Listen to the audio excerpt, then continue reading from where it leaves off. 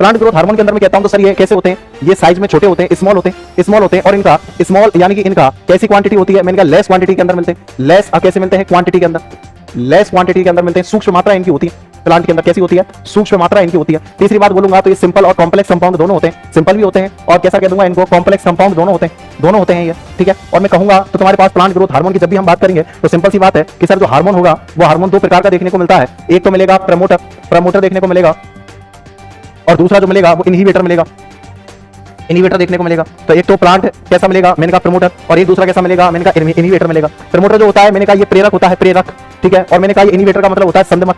ये कैसा होता है दोस्त, संदमक। जो इनहिबिटर होगा दोस्त, ये जो प्रमोटर होगा वो प्रमोटर क्या करता है, तो प्रमोटर की खास बात ये है कि सर प्रमोटर जो होता है वो सेल डिवीजन को इंक्रीज कराता है, सेल डिवीजन कराता है, सेल को इलोंगेट करता है, तो इलोंगेशन कराता है सेल का क्या कराता है, इलोंगेशन कराता है। और मैं बोलूंगा तो सेनेसेंस को कम करता है, ठीक है। और मैं अगर मैं बोलूंगा तो ये क्या करेगा, सेनेसेंस जो होता है उस सेनेसेंस को कम करता है, सीड डोरमेंसी को बढ़ाता है, सीड जो डोरमेंसी है, डोरमेंसी जो है उस सॉरी सीड डोरमेंसी को तोड़ता है, तो ब्रेक करता है, ठीक है। और सीड जर्मिनेशन को बढ़ाता है, क्या करता है दोस्त, सीड जर्मिनेशन को बढ़ाएगा, सीड जर्मिनेशन को बढ़ाएगा, सीड जर्मिनेशन को बढ़ाएगा। प्लांट जो होगा उस प्लांट के अंदर फ्लावरिंग कराएगा, उस प्लांट के अंदर फ्लावरिंग कराएगा, उसी प्लांट के अंदर दोस्त क्या कराएगा, मैंने कहा उसके अंदर फ्रूट लाएगा, मैंने कहा और क्या करेगा कि सर फ्लावरिंग करा दी, फ्रूट ला दिया यानी कि फल आ गया, तो उसके अंदर सीड बनाएगा, तो सीड लाएगा, फ्रूट लाएगा, फ्लावरिंग लाएगा, और मैं कहूंगा कि सर उसके अंदर ब्रांचिंग भी कराएगा, क्या कराएगा, ब्रांचिंग भी कराता है, यानी कि शाखाएं बनाने का काम इसी का होता है। तो ये सारे जो कैरेक्टर तुम्हें देख रहे हैं ना, ले देके आपको पूरे टॉपिक के अंदर यही पढ़ना है। और फ्रूट की रिफाइनिंग जो कराने का काम करेगा, मैं अभी बात करूंगा, वो एथिलाइन करता है, एथिलीन, ठीक है। तो सिंपल सी बात है, प्रमोटर को जब भी आप पढ़ोगे, प्रेरक को जब भी पढ़ोगे, तो उनके क्या क्या फंक्शन हो सकते हैं, सेल डिवीजन कराएंगे, सेल इलोंगेशन कराएंगे, सेनेसेंस को कम करेंगे, सीड डोरमेंसी जो है उसको ब्रेक करेंगे और सीड जर्मिनेशन को बढ़ाएंगे, ये इनके कुछ स्पेसिफिक कैरेक्टर्स हैं।